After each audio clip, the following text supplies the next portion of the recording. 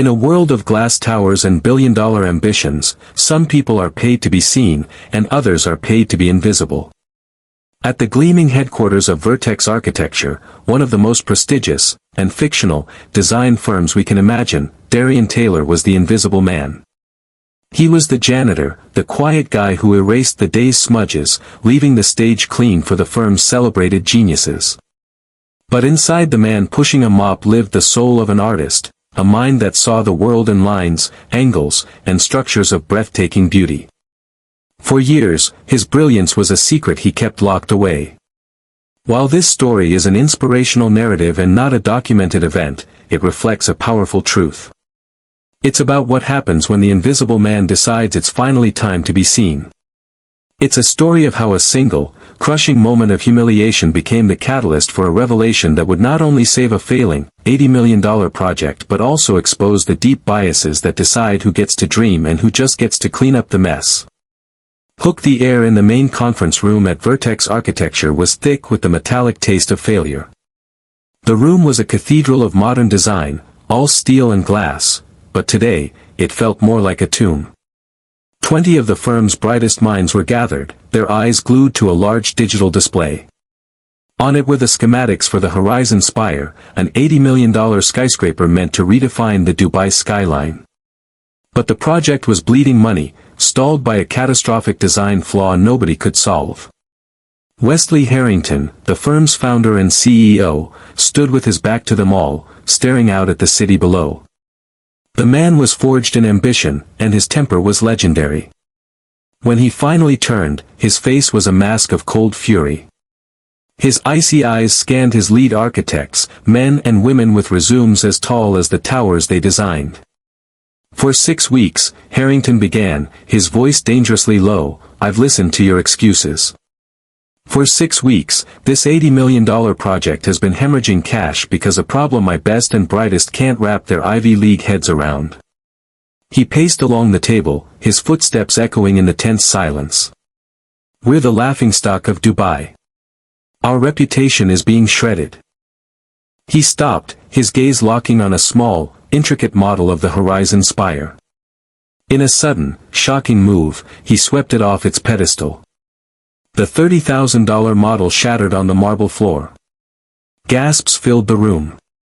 Darian Taylor, who'd been quietly emptying a wastebasket in the corner, flinched. He had spent hours admiring that model, tracing its elegant lines with his eyes. Now, it was a pile of broken plastic. Harrington's furious gaze scanned the room and then, for the first time, landed on Darian. He didn't see a man, just an inconvenience. Pointing a trembling finger at the janitor, his voice rang with contempt. "We don't need more trash in this room. We need solutions." He then turned back to his stunned team. "Get me someone who knows what they're doing. Don't bring me another overpaid paperweight. Bring me the real architect." The words hung in the air. The executive stared, mortified. Darian stood frozen for a moment, the insult echoing in his ears. He felt the sting of their pity. With quiet dignity, he simply nodded, picked up his cart, and walked out, leaving the so-called geniuses to stare at the wreckage he was expected to clean up. Section 1. The Invisible Man with a Visible Dream. So how did a man with this kind of hidden talent end up as a janitor? To understand who walked out of that boardroom, you have to go back 12 years. Darian Taylor was once the star of Howard University's esteemed architecture program. He wasn't just a student, he was a prodigy. Professors spoke of his innate spatial intelligence, a rare gift for seeing how light, space, and people flowed through buildings. With a full scholarship, his future was blindingly bright. Then, 2 months before graduation, a phone call shattered his world. His mother, his anchor, was in a car accident. The required care would be extensive and impossibly expensive. Without a second thought, Darian dropped out of Howard, forfeiting his degree and his future to go home and care for her. He took on 2, sometimes 3, menial jobs to pay the mounting medical bills. The world of architecture faded into a distant memory. After his mother passed away 2 years later, Darian was left with a mountain of debt and a hole where his dreams used to be. The fire for architecture still burned, but the path back seemed gone. Without the degree, without connections, the doors that were once wide open were now firmly shut. So, he took a job as a janitor, eventually landing at Vertex Architecture, a place that was both a constant source of pain and a secret wellspring of inspiration. Here, he was just Darian the janitor. A ghost in a gray uniform. Executives would walk right past him, debating complex engineering problems, never imagining the man emptying their trash could not only understand them but could probably solve the issue on the spot. He saw the subtle flaws in their designs, the missed opportunities. It was a special kind of torture, being so close to your passion yet separated by a wall of perception. But Darian never let the bitterness win. Every night, he'd return to his small apartment, and the janitor would recede. The architect would emerge. His living room was his studio, the walls covered in sketches and hand-drawn blueprints. He taught himself the latest software on a second-hand computer and read academic journals he fished out of the recycling bins at work. He kept his skills razor-sharp. This nightly ritual wasn't a hobby, it was an act of defiance. It was a quiet declaration that even if the world saw a janitor, he knew who he really was. The Horizon Spire project had captivated him from the start. But as he studied the plans and overheard frantic conversations, he recognized a dangerous problem. The building's unique shape was causing a phenomenon known as vortex shedding. As wind whipped around the tower, it created oscillating vibrations. At that height, it was a prelude to disaster. The team had installed a tuned mass damper, a giant pendulum near the top meant to counteract sway, but something was wrong. They were trying to solve it with brute force by reinforcing the structure, an expensive and ugly fix. Darian knew they were looking in the wrong place. The solution wasn't in fighting the wind, but in dancing with it. And so, on that day, as he knelt to pick up the pieces of the broken model, his mind was already rebuilding it. He knew the answer. The question was, in a world that refused to see him, how could he ever make them listen? Section 2, The Whisper of a Genius. The days following the boardroom meltdown were suffocating. Wesley Harrington was a storm cloud moving through the office, his silent rage more terrifying than any shouting. The lead architects, a team led by a talented but arrogant designer named Ethan, were working around the clock, hitting nothing but dead ends. They proposed adding massive external buttresses, a solution so crude it would ruin the tower's silhouette. Then they suggested filling the top 10 floors with concrete, sacrificing millions in prime real estate. Darian watched it all from the sidelines. He'd push his cart past the conference room late at night and see the team, exhausted and defeated. He could feel their frustration. He overheard Ethan arguing with a junior designer, his voice sharp with condescension. "We need to think bigger, stronger. Not some flimsy, theoretical nonsense." The CEO's insult, "worthless trash," had left a deep bruise. Part of him wanted to let them fail. It would be just punishment for their arrogance. Why should he save the company? That scorned him. But then, there was the building. The Horizon Spire. In his mind, it was already a symphony of steel and light.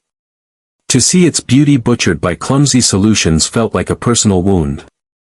His passion for architecture was simply stronger than his pride. That night, an idea began to form. It was a massive risk. After the last executive had gone home, Darian made his way to the main conference room. Spread across the table were the master blueprints for the Horizon Spire. He ran a hand over the crisp paper, his fingers tracing the flawed supports. He saw the problem so clearly. They were treating the wind as an enemy. He saw it as a partner. He pulled a worn notebook from his back pocket and tore out a clean sheet. With a pencil, his hand began to move, flying with a speed and confidence he hadn't used in years. His solution was breathtaking. Instead of adding mass, he proposed altering the facade. He sketched a series of sleek, vertical panels that could subtly rotate, controlled by a computer system linked to sensors on the building's exterior. These panels would disrupt the wind's flow, breaking up the vibrations. He then added notes on how to recalibrate the existing mass damper to absorb any finer oscillations. It was elegant, efficient, and almost invisible. It didn't just solve the problem, it turned the building's greatest weakness into a dynamic feature. He stared at the sketch, the most dangerous thing he had ever done. He crumpled it in his fist, ready to toss it in the recycling bin. But then he stopped.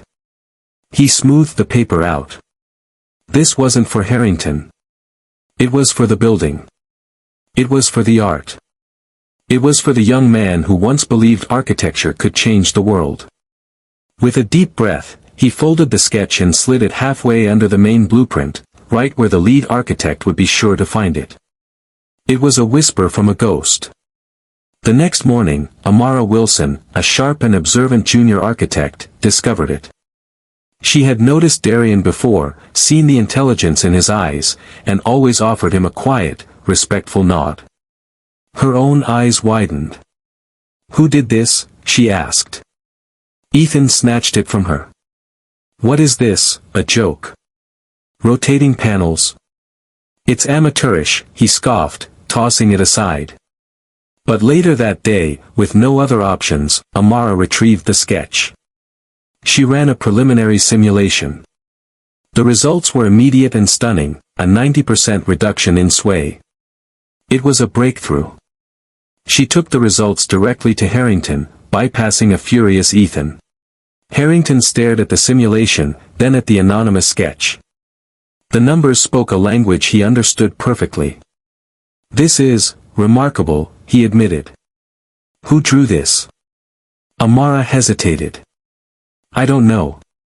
I found it on the table this morning." "Find them," Harrington commanded. "I don't care who it is. Find the person who drew this sketch."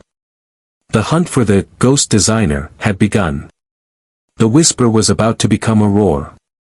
Section 3, the roar of the architect. The next 48 hours at Vertex were a frantic manhunt. The simulation based on the sketch was a success, but it was incomplete. It was a brilliant concept, but it lacked the detailed calculations needed to actually build it. They had the what, but not the how. Ethan's team tried to reverse engineer the design, but they couldn't grasp the complex physics. Their attempts only made the simulations worse. Harrington's frustration was peaking. "An $80 million project is being saved by a ghost?" he thundered. "Someone in this building drew this. Find them." Darian watched the chaos unfold. He saw normally confident executives scurrying around, their faces etched with anxiety. He saw Ethan growing more defensive, trying to claim the idea was a variation of his own, a lie no one was buying. The knot in Darian's stomach tightened. He was terrified of being discovered, but watching them fumble with his design was a different kind of agony. The breakthrough came from Amara Wilson. She kept thinking about the sketch and the quiet janitor. A wild idea formed in her mind.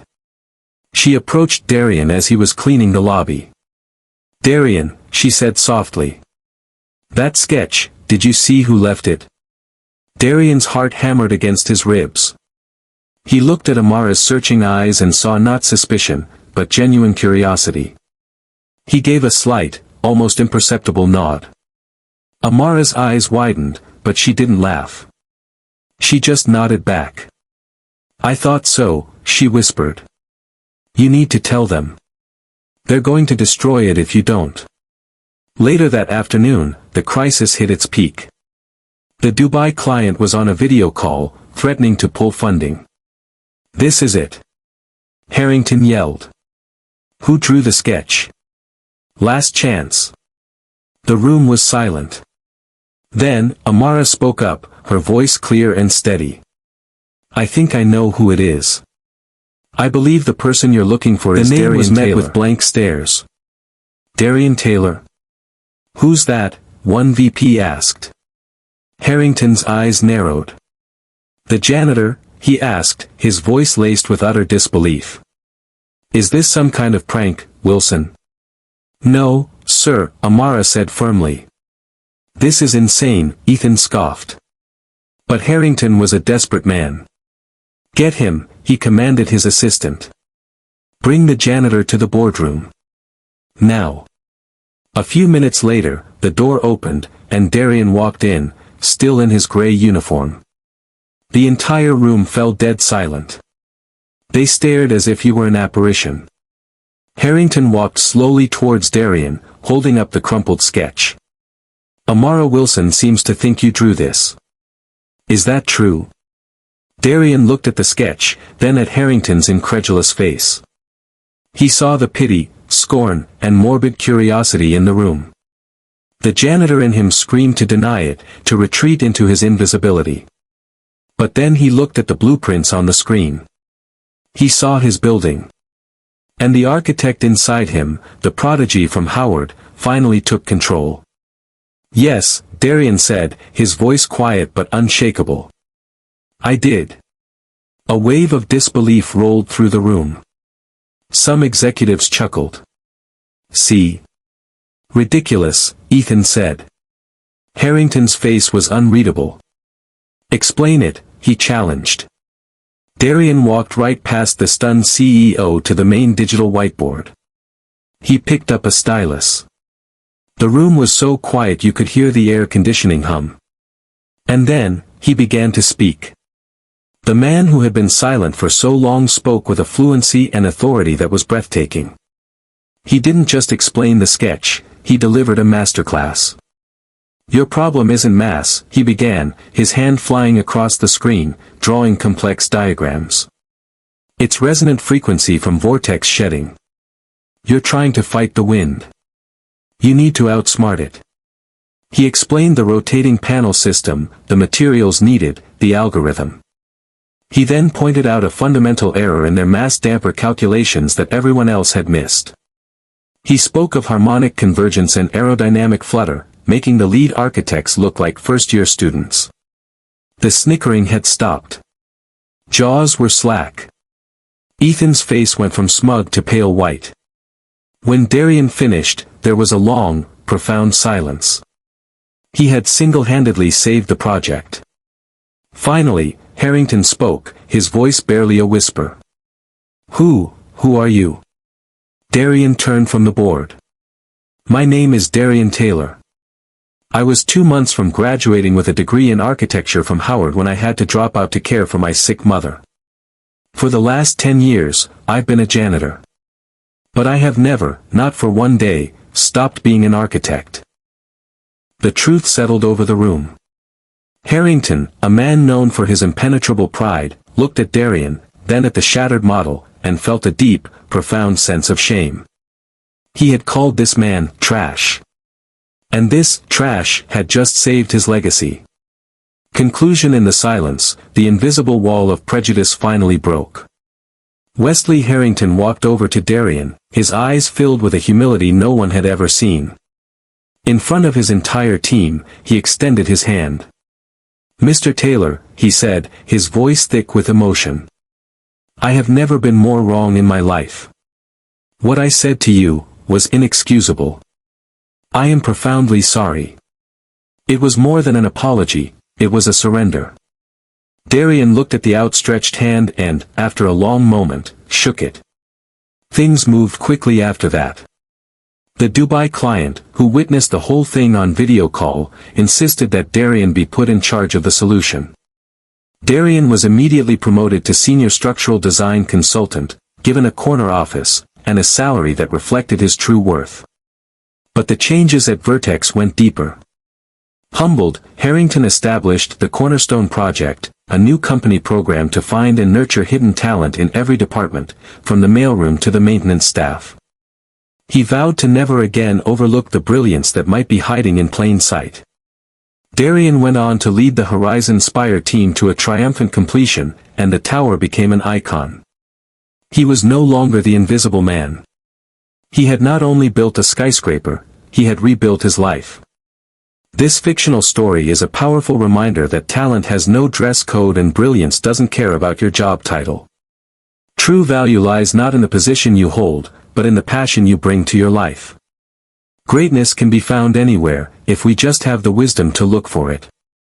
CTA, if this story resonated with you, share it with others who believe we should never judge a book by its cover.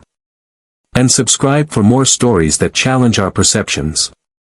We'd love to hear from you in the comments. Has there ever been a time when you underestimated someone, only to be completely stunned by their hidden talent?